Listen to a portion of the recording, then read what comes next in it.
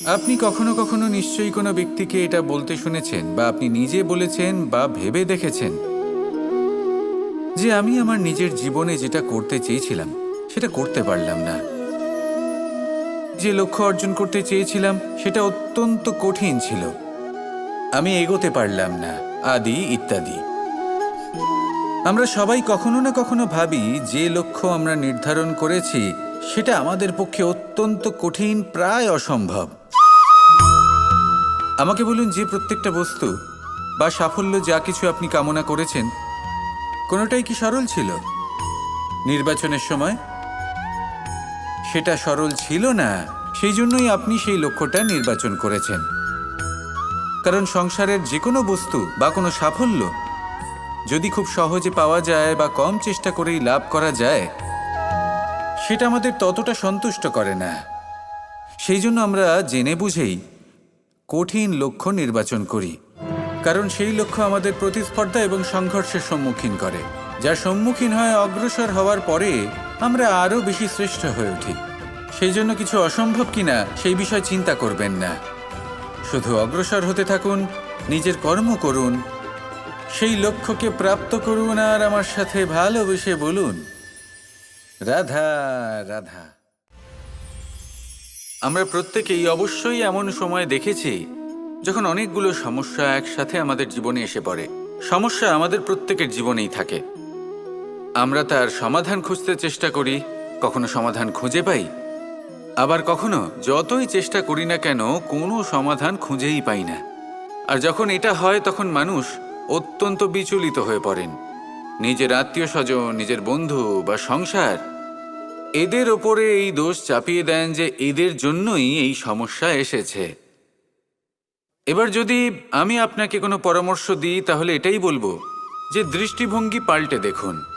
এই দৃষ্টিভঙ্গি দিয়ে দেখুন যে এই সংসারে যে সমস্যায় আসুক না কেন তার জন্য কেউ দোষী নয়, না আপনি না অন্য কেউ। এই পুরো খেলাটাই আপনার মানসিকতা, আপনার দৃষ্টিভঙ্গির, আপনার মনের। কিভাবে বোঝাচ্ছি? যখন আমাদের মন শক্ত থাকে তখন কঠিন থেকে কঠিনতর পরিস্থিতিও আমাদের জীবনে খুব বেশি হলে প্রতিস্পর্ধা হয়ে থেকে যায়।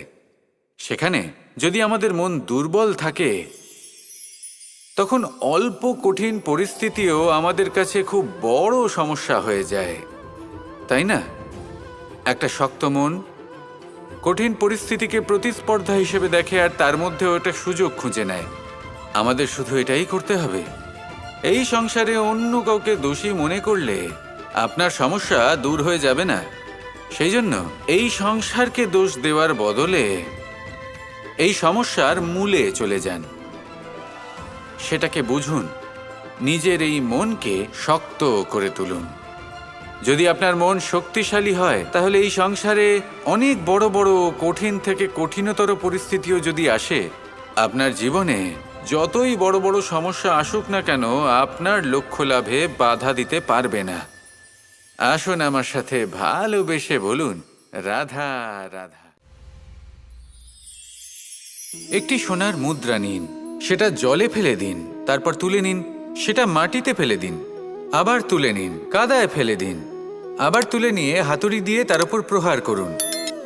তারপরেও সেই সোনার মুদ্রার মূল্য সেটাই থাকে যা আগে ছিল, তাই না?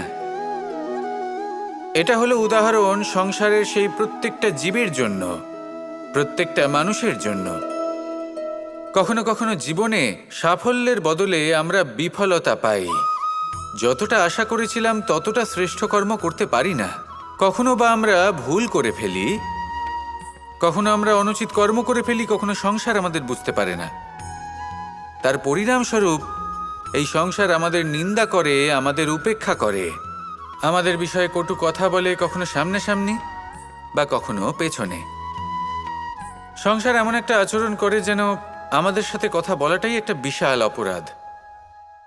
এবার সেক্ষেত্রে কি করা উচিত? মনকে শান্ত করা উচিত। বেশিরভাগ ক্ষেত্রেই এমন সময় মানুষ এটা ভেবে বসে যে তার জীবনের কোনো মূল্যই নেই। তার মনে হয় যে সে এই সংসারে শুধু একটা বোঝার সমান, সে নিজেকে ঘৃণা করতে থাকে, ওর মনে হয় যে তার জীবন শূন্য। কিন্তু তা নয়। আপনি সোনার মুদ্রার মতো, যদি আপনার মধ্যে সেই গুণ থাকে, আপনি শ্রেষ্ঠ কর্ম করেন, আপনার মধ্যে সেই বিদ্যা থাকে, আপনি নিরন্তর প্রয়াস করেন, সৎকর্মের পথে এগোতে থাকেন, তাহলে আপনার নিজের যে মূল্য তৈরি হয় সেটা কোনো পরিস্থিতিতে কোনো ব্যক্তি আপনার থেকে কেড়ে নিতে পারবে না। শুধু নিজে ভেঙে পড়বেন না। এটা ভাবুন, যে সম্মান আপনি হারিয়েছেন সেটা আপনি কিভাবে ফিরে পেতে পারেন, তার জন্য কি করতে হবে। যে ধন আপনি হারিয়েছেন সেটা পেতে হবে কিভাবে, তার জন্য কি কি করতে হবে। শান্ত মনে সবটা ভেবে দেখুন, সিদ্ধান্ত নিন এবং অগ্রসর হন। আপনি এই সংসারের কাছে তেমনই হয়ে উঠবেন যেমন আপনার কর্ম হবে। যদি তা শ্রেষ্ঠ হয়, সবাই তাই ভাববে। আসুন আমার সাথে ভালোবেসে বলুন, রাধা রাধা। মানুষ সুখী জীবনযাপনের প্রতি এতটাই অভ্যস্ত হয়ে পড়ে যে একটা ছোট্ট সমস্যা এলেই সে সবার থেকে সাহায্য চাইতে শুরু করে দেয়। সে সাহায্য লাভও করে এবং সেই সংকট থেকে সে বেরিয়েও আসে। কিন্তু এই সাহায্য কিছু মুহূর্তের, আর কিছু মুহূর্তের হলো এই দুঃখ। এই 2 মুহূর্তের সাহায্যের জন্য আজীবন আপনি তার কাছে ঋণী হয়ে থাকেন। আর মানবিকতার খাতিরে আপনার মনে কৃতজ্ঞতা জেগে ওঠে, আর সেই কৃতজ্ঞতা বোধ হলো যে আপনি কখনো সেই ব্যক্তিকে ছাপিয়ে যেতেই পারবেন না। সেই জন্য জীবনে সবসময় চেষ্টা করবেন নিজেকে প্রস্তুত রাখতে সেই সব সমস্যার জন্য, সেই সব বাধার জন্য যেগুলো আপনার জীবনে আসতে পারে। ততক্ষণ সাহায্য চাইবেন না যতক্ষণ না অন্য কোনো পথ না থাকছে। সাহায্য চাওয়া অনুচিত নয়, কিন্তু সাহায্য চাইলে এবং সাহায্য পেলে আপনি আজীবন কৃতজ্ঞ এবং ঋণী হয়ে থাকবেন। আর তারপর একদিন আপনি পরিবর্তন দেখতে পাবেন যে কিভাবে আপনি ছোট ছোট সমস্যার জন্য সাহায্য না চেয়ে বড় বড় সমস্যার সম্মুখীন হতে প্রস্তুত হয়ে গেছেন। এটাই হলো সংসারের নীতি। এটাই পালন করুন আর আমার সাথে ভালোবেসে বলুন, রাধা রাধা। কখনো কখনো আমরা খুব ব্যথিত হয়ে পড়ি। আমরা নিজেদের পরিবারের জন্য এত কিছু করি আর তারা আমাদের দেখলেই ভয়ভীত হয়ে পড়ে, আমাদের দেখলে বিরক্ত হয়। কখনো নিজেদের সন্তানকে বিকাশের পথে অগ্রসর করার জন্য আমরা তাদের উপর একটু জোর দিই যাতে তারা পরিশ্রম করে, কিন্তু সেই সন্তান আমাদের উপর বিরক্ত হয়ে পড়ে। কখনো সন্তানকে সঠিক শিক্ষা দেওয়ার জন্য আমরা তাদের কিছু সীমা নির্ধারিত করি, তখন সেই সন্তানের চোখে নিজেদের জন্য আমরা ঘৃণা দেখতে পাই। মানুষ কেন ব্যথিত হবে না? দেখুন, যখন সূচের দ্বারা আপনি বস্ত্র সেলাই করেন তখন সূচের আঘাত সেই বস্তুকে সহ্য করতে হয়, কিন্তু তাতে সেই সূচ বা আপনার উদ্দেশ্যে কোনো প্রভাব পড়া উচিত নয়, কারণ আপনি তো আপনার কর্ম করছেন, আর তাও পূর্ণ নিষ্ঠা ভরে, এবং অবশেষে আপনার উদ্দেশ্য শুভ প্রমাণিত হবে। তাই কেউ বিরক্ত হচ্ছে বলে বা কারোর চোখে নিজের প্রতি ঘৃণা দেখার ভয় কখনো পিছিয়ে যাবেন না।